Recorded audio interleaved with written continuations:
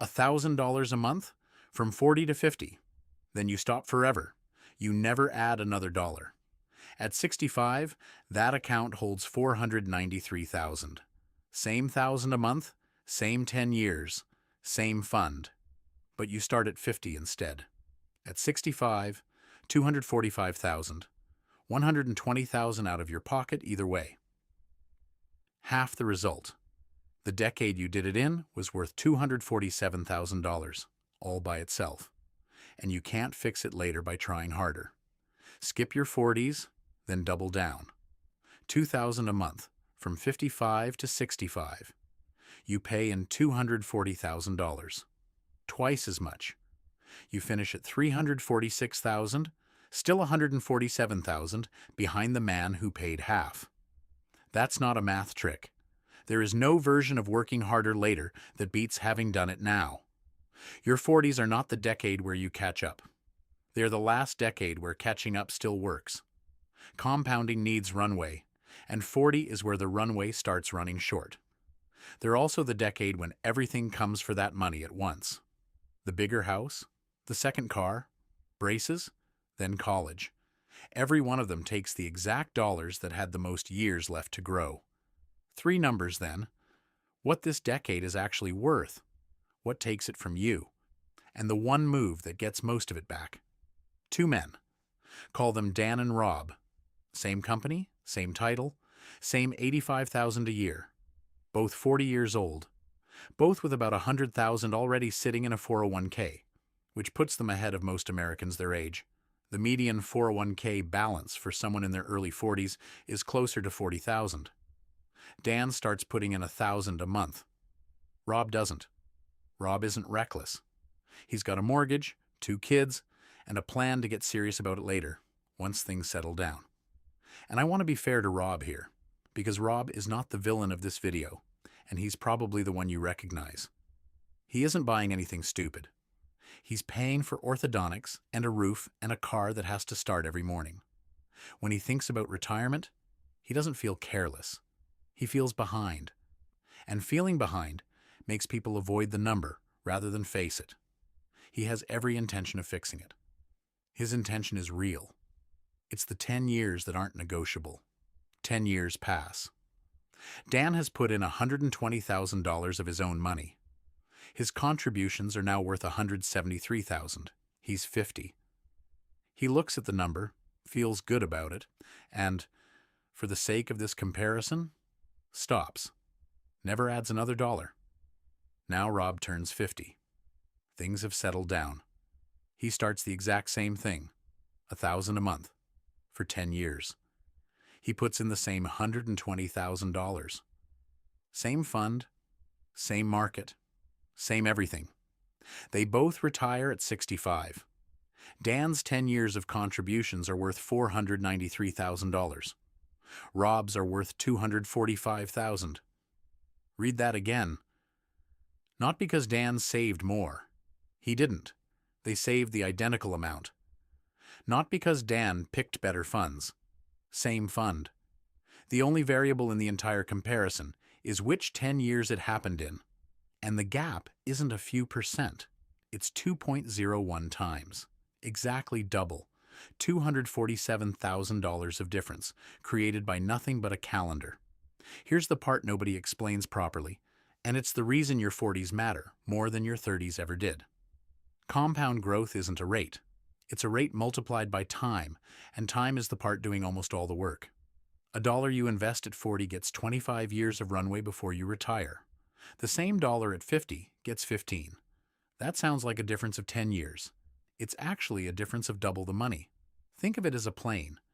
Every dollar you put in is a plane that needs runway to get off the ground. At 30, the runway is endless. You could put in almost nothing and still be fine, which is exactly why nobody in their 30s feels urgency. At 40, the runway is still long enough.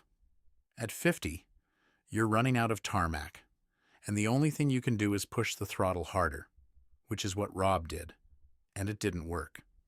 This is why the standard advice fails people in your position.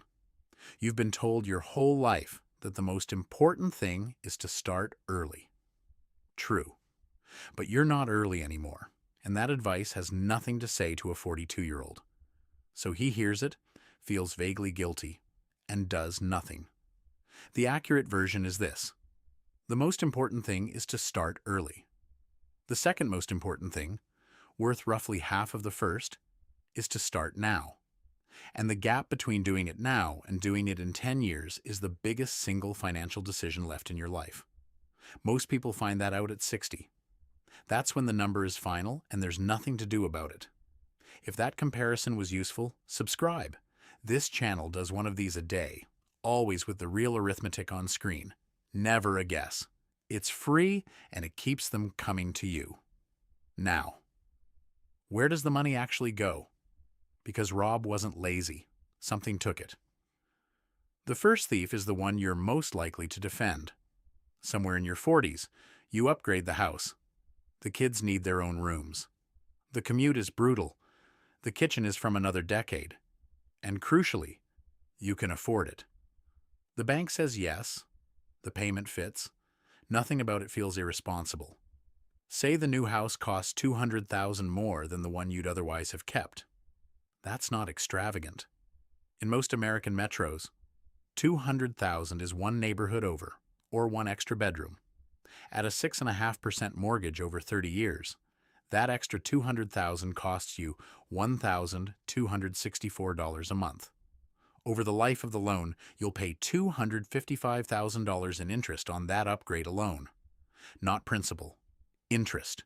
You will pay more in interest than the upgrade cost. But that's not the real number, and this is where almost everyone stops thinking. The real number is what that $1,264 a month would have been worth if it had gone into the market instead, starting in your 40s for 25 years. $1,024,000. And that's still not the whole bill, because a mortgage payment is the only cost people actually count, and it's roughly 3/4 of what a house takes. Property tax scales with the value of the house. On $200,000 more of house at a typical rate, that's about $2,200 a year. Insurance scales with it, another $1,000. Maintenance scales with it, and the rule of thumb is 1% of value a year, which is $2,000 more. Bigger houses also get furnished, heated, cooled, and cleaned in proportion to their size, and I'm not even going to count that. Tax, insurance, and upkeep alone. $5,200 a year. $433 a month. Forever. That has nothing to do with the mortgage, and doesn't stop when the mortgage does. So the real monthly cost of the upgrade isn't $1,264. It's $1,697. Invested instead over the same 25 years, that is $1,374,000. That's the price of the bigger house. Not $200,000, not $1 million, closer to 1.4. And here is what makes it a thief, rather than a choice. It's invisible. Nobody experiences the bigger house as a $1 million decision. You experience it as a slightly higher payment that you comfortably cover every month for 30 years without ever once thinking about it again. The cost is spread so thin that you never feel a single moment of it. The mortgage broker will tell you what you can afford. That's a real calculation, and it's the wrong one. What you can afford is a question about your monthly cash flow. What it costs is a question about your retirement, and nobody in that room is being paid to ask it. I'm not telling you to live in a house you hate. I'm telling you that the gap between the house you want and the house one notch below it is, for most people in their 40s, the single largest number in this entire video. And it's the one they think about least. If you're going to spend it knowing what it is. The second thief doesn't take anything from you. It takes something you were about to receive, and you never notice it's gone, because it never landed in your hands in the first place. Between 40 and 50, most people in a professional job get raises. Not dramatic ones. Call it 3.5% a year, which is roughly average. Start at $85,000 at 40, and by 50, you're earning about $120,000. That's $35,000 a year of additional income that you did not have at 40. Here's the question that decides your retirement. Where did it go? For almost everyone, the honest answer is that it went nowhere in particular. It got absorbed. The grocery bill got bigger. The car got nicer. Travel became a normal thing instead of an event. Subscriptions accumulated. None of it was a decision. There was never a moment where you sat down and chose to convert your raise into a slightly better standard of living. It just happened, the way water finds a level. Economists call this lifestyle creep. What it actually is an automatic conversion of every raise into permanent expense, executed silently, without your consent. Now run the alternative. You don't have to be a monk. Take half of each raise and let the other half improve your life. By 50, that's about $1,450 a month going into the market that otherwise wouldn't be there. Invested across the rest of your working life, that half, the half you never spent from money you never had before, is worth $757,000. You didn't cut anything. You didn't downgrade your life by a single dollar from where it was at 40. You simply refused to let the increase disappear. This is the cleanest money in your entire financial life, and the reason is psychological rather than mathematical. You cannot miss what you never adjusted to. The first month after a raise, that money is invisible to you. 6 months later, it's your normal, and taking it back feels like a pay cut. The window is short, and it closes quietly, which is why the mechanism matters more than the intention. We'll get to that. The third thief is a sentence. You've said it, or some version of it. I'll catch up later. When the kids are done. When the mortgage is smaller. When work calms down. It's the most reasonable sounding sentence in personal finance, and it is arithmetically false. And I want to show you exactly how false, because later feels like a real option right up until it isn't. Go back to Rob. Rob skipped his 40s. At 55, he gets serious. Properly serious. More serious than Dan ever was. He doubles it. $2,000 a month, every month, for 10 years, right up to 65. He contributes $240,000. That is twice what Dan contributed. He gives up things Dan never gave up. At 65, he has $346,000. Dan has $493,000. Rob paid double and finished $147,000 behind. There is no amount of catching up that works, because the thing you're trying to buy back isn't money. It's runway. And runway is the one asset that cannot be purchased at any price. You can double your contributions. You can triple them. You cannot manufacture 15 more years of compounding at 55, because those years are already spent, and they were spent on nothing. That's the part that should sting a little. Not that Rob lost money. That Rob's missing $250,000 didn't buy him anything. He didn't take a trip with it. He didn't pay off a debt. It simply never came into existence, and he never once felt its absence. The catching up plan isn't a plan. It's a way of not deciding, wearing the costume of a decision. At this point, there's a thought in your head, and it's a fair one. All of this assumes 7% a year. What if the market has a terrible decade right when I'm putting the money in? Good. Let's use the worst one on record and see what actually happens, because the answer is the opposite of what your instinct says. Take the years 2000 to 2009, the dot-com crash, then the financial crisis. It's known as the lost decade, and the name is earned. If you had put a lump sum into the S&P 500 in January 2000 and simply left it there, 10 years later, you had 91 cents for every dollar. 10 years. You lost money. Now take the man who didn't have a lump sum, because almost nobody does. He had $1,000 a month, out of a paycheck, into a 401k every single month through that exact decade. Through the crash, through the recovery, through the second crash. He put in $120,000. At the end of 2009, the bottom of the worst 10-year stretch in modern memory, he had $143,000. He was up, in the lost decade. And if he then left that balance alone, and it grew at a normal rate to today, it's $423,000. Here's why. When you buy every month, A falling market is not a loss. It's a discount. The same $1,000 buys more shares in 2008 than it did in 2007. And every one of those cheap shares is still in the account when the market comes back. The crash didn't hurt him. It's the reason his number is what it is. The lump sum investor and the monthly investor lived through identical markets and got opposite results. And the only difference was that one of them kept buying. So the honest answer to, what if the market drops, is, if you are still contributing, that's the good outcome. The bad outcome is a market that only ever goes up while you're buying and then falls apart the year you retire. And the fix for that is a conversation about your 60s, not your 40s. Right now, in this decade, a crash is on your side. It just doesn't feel that way while it's happening, which is why most people stop contributing at exactly the wrong moment. Before you change anything, there's a number to check that costs you nothing, and a surprising share of people in their 40s are leaving it uncollected. Your employer match. The common version is 50 cents on the dollar for the first 6% you contribute. On $85,000 a year, that's $2,550 a year that your employer will hand you, on one condition, that you put in your 6% first. Over 25 years, invested. That match alone is worth $172,000. That is not your money compounding.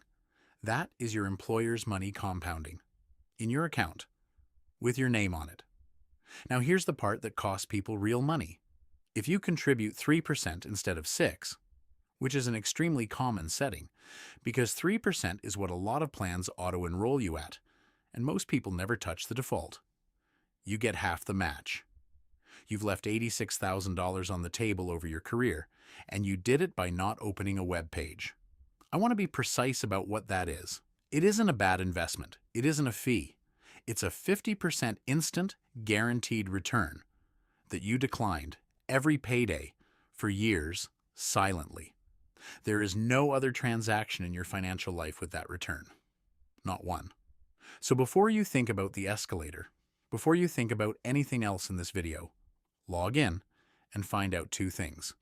What percentage you're currently contributing and what your employer matches up to. If the first number is smaller than the second, that gap is the cheapest money you will ever make, and it's available this month. Most people in their 40s have never actually looked.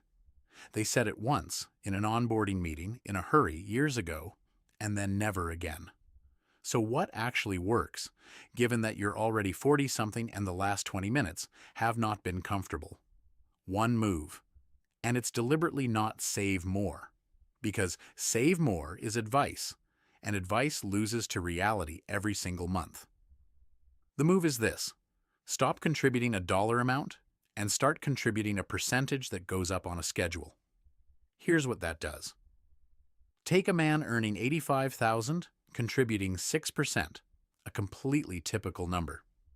If he leaves it at 6% for the rest of his career and his salary grows at a normal rate, he retires with $491,000. Now the same man, same salary, same growth, same everything. Except each year on his birthday, he raises the contribution by 1 percentage point. 7, then 8, then 9, and he stops at 16% after 10 years. He retires with $1,111,000, $619,000 of difference, from 1 percentage point a year, for 10 years. And notice what he never had to do. He never had to cut anything, because the increase each year is roughly the size of his raise. His take-home pay never actually falls. He never feels the decision. He never has to be disciplined in any given month, because the decision was made once and then executed by a system. Most 401k plans have this built in, and it's usually called auto-escalation, or contribution rate escalator. It's a checkbox. It takes about 4 minutes to find, and it is dollar for dollar of effort. Almost certainly the highest value 4 minutes available to you. If your plan doesn't have it, put a recurring reminder on your birthday. 1 point a year. That's the whole system. And if 1 point a year genuinely isn't survivable, If your budget is tight in a way that a percentage point actually hurts, then don't do 1 point. Do a half.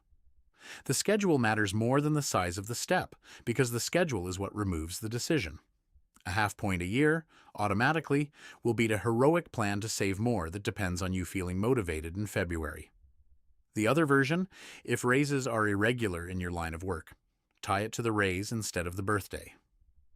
Whenever your pay goes up, half of the increase goes to the contribution before it ever reaches your account.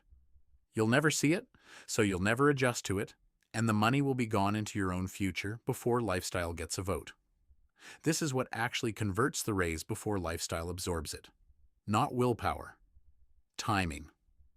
You take the money before it ever reaches the account where it would have become normal. Your runway is shorter than it was. It is not gone. A plane at 42 still has enough tarmac. What it doesn't have is the luxury of a slow taxi. So, back to Dan and Rob, standing in the same office at 40, on the same salary, with the same 100,000 in the same fund. Nothing separated them except $1,000 a month and a 10-year window. Not intelligence, not income, not luck, not the market.